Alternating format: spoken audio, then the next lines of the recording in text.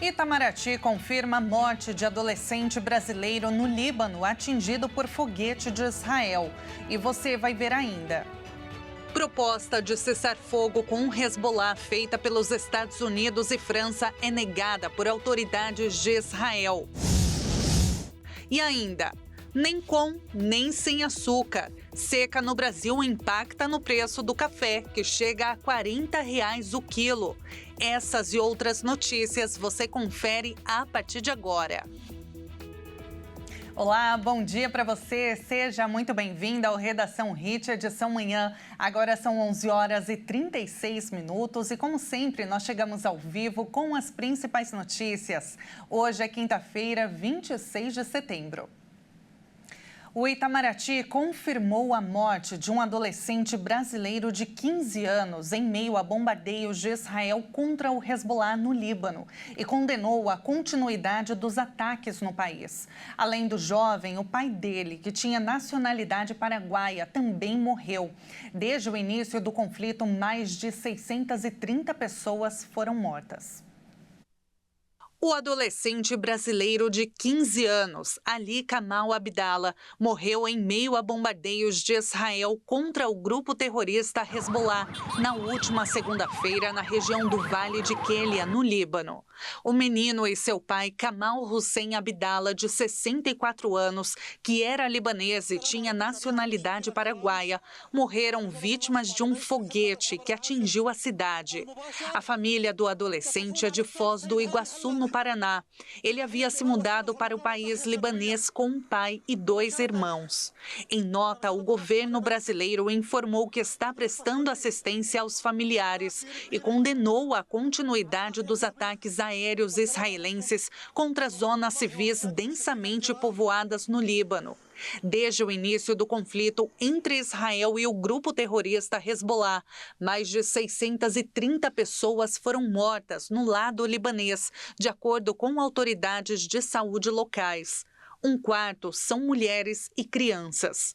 Hezbollah e Israel possuem um histórico de tensões que já resultou em uma guerra em 2006. No ano passado, o conflito se intensificou quando o grupo terrorista Hamas invadiu o sul de Israel no dia 7 de outubro.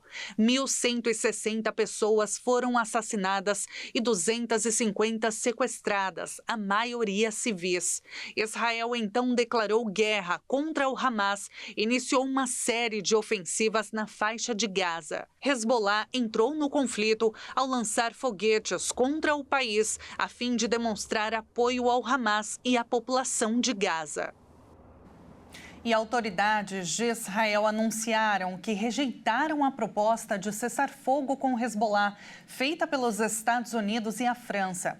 Os bombardeios já mataram 23 sírios no Líbano. O ministro israelense das Relações Exteriores, Israel Katz, afirmou que não haverá um cessar-fogo com o grupo extremista libanês Hezbollah.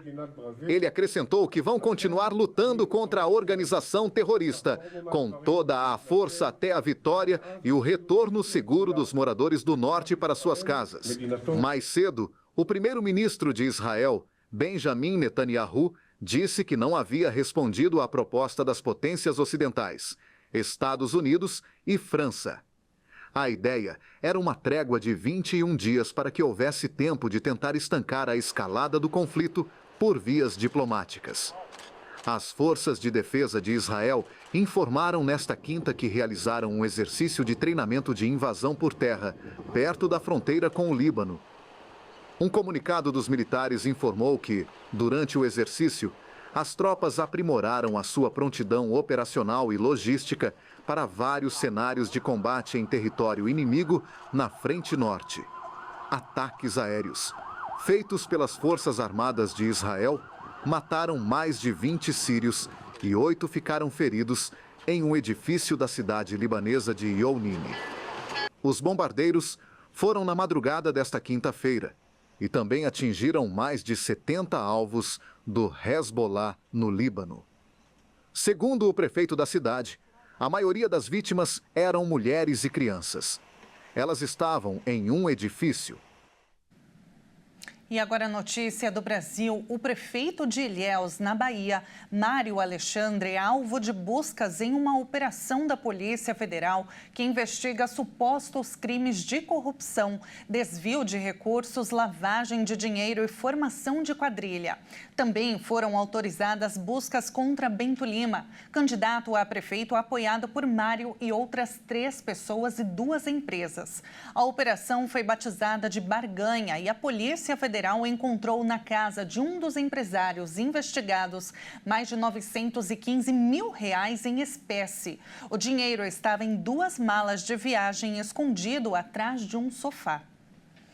E a Organização para a Cooperação e Desenvolvimento Econômico revisou para a projeção de crescimento da economia brasileira ainda este ano e para 2025. A estimativa é que o PIB cresça acima do projetado em maio.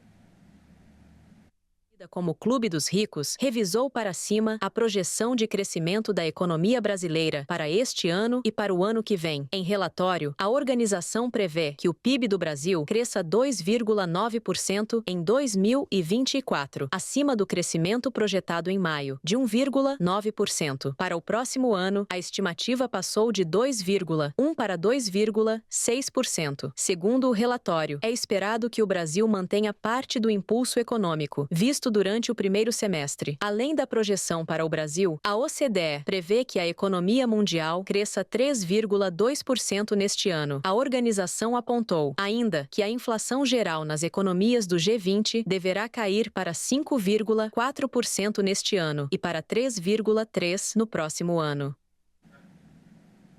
E a Polícia Federal e a Agência Nacional de Telecomunicações entregaram ao Supremo Tribunal Federal relatórios sobre o acesso de brasileiros à rede social X, que está suspensa desde o fim de agosto. Segundo o APF, o foco são os usuários que seguem fazendo postagens na rede social, especialmente com conteúdos falsos e discursos de ódio. Para a Procuradoria-Geral da República, essas pessoas devem ser monitoradas e notificadas. Já as multas de até R$50 mil deverão ser aplicadas caso haja insistência no descumprimento da ordem. E veja a seguir, mais de 1.000 cidades estão sem chuva há quase 100 dias. E o preço da bebida queridinha do brasileiro já está mais caro. É bom se preparar. E agora na sua tela, imagens ao vivo de João Pessoa, na Paraíba. Neste momento, 27 graus. Nós voltamos já já.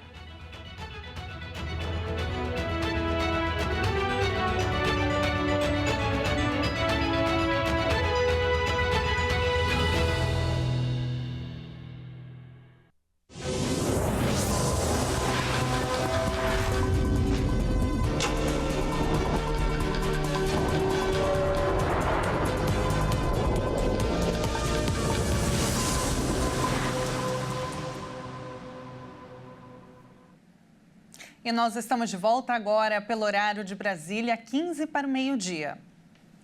E mais de 1.000 cidades brasileiras estão sem chuva há pelo menos 3 meses. Os dados são do CEMADEM, o Centro Nacional de Desastres Naturais.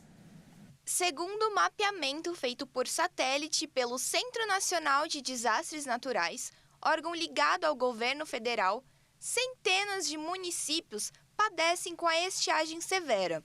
O total representa cerca de 20% das cidades do país.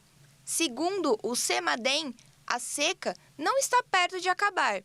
Os dados levam em conta as chuvas registradas até o dia 22 de setembro, dado mais recente disponível. Segundo a análise dos mais de 5.000 municípios brasileiros, 1.188 cidades estão sem ver uma gota d'água há pelo menos 90 dias.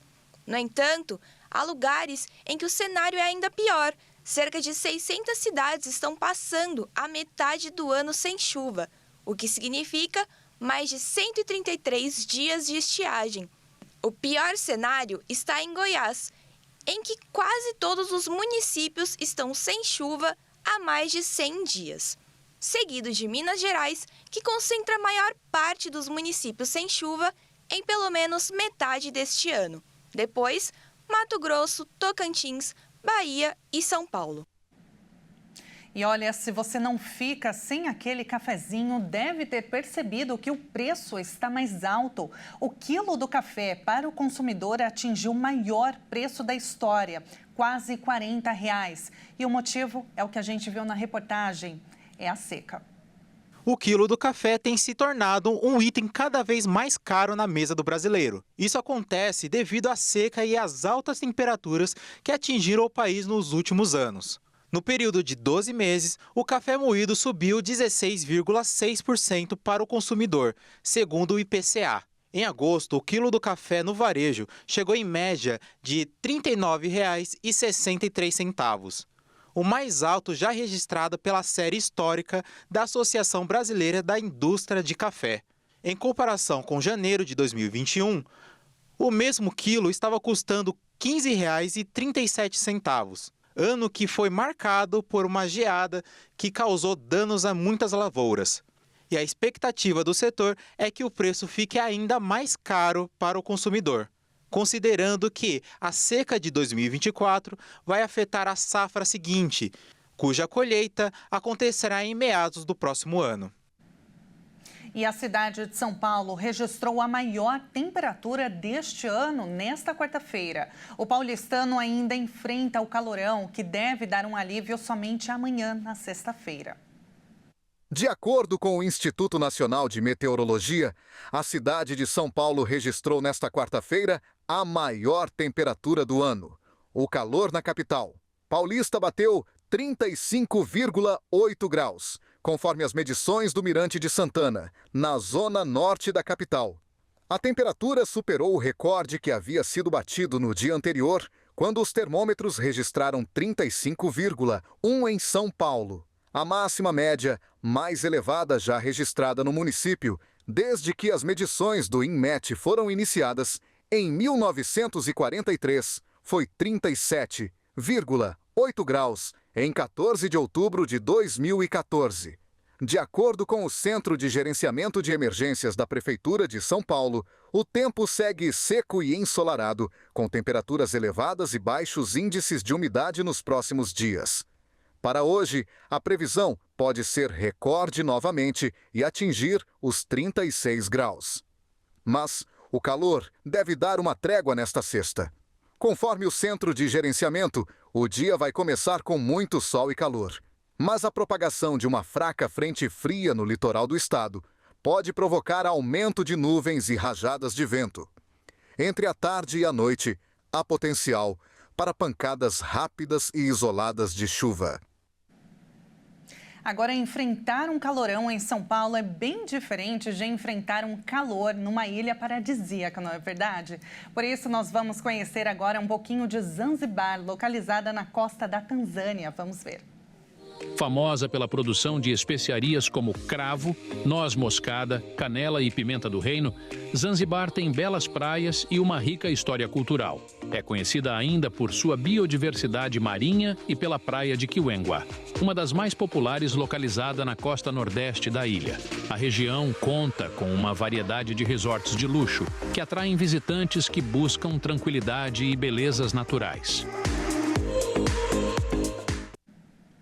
Fala se não é linda, né? E agora 11 horas e 51 minutos e como a gente viu na reportagem, a ilha realmente é lindíssima, por isso nós vamos ver agora uma câmera ao vivo da praia de Kiwengwa.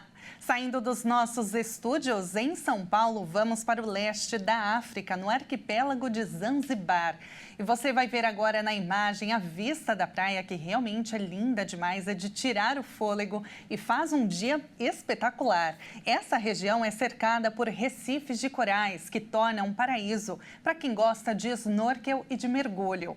E algo que é muito comum por lá são pescadores que coletam algas, que é um recurso valioso para a economia da região, sendo exportado para diferentes países. Fala sério, né? Para finalizar essa semana muito bem, né? Hoje é quinta-feira, já quase um pezinho no final de semana. E assim a gente encerra esta edição. Muito obrigada pela sua companhia. Uma excelente quinta-feira para você e a gente se encontra ao longo da programação. Até mais.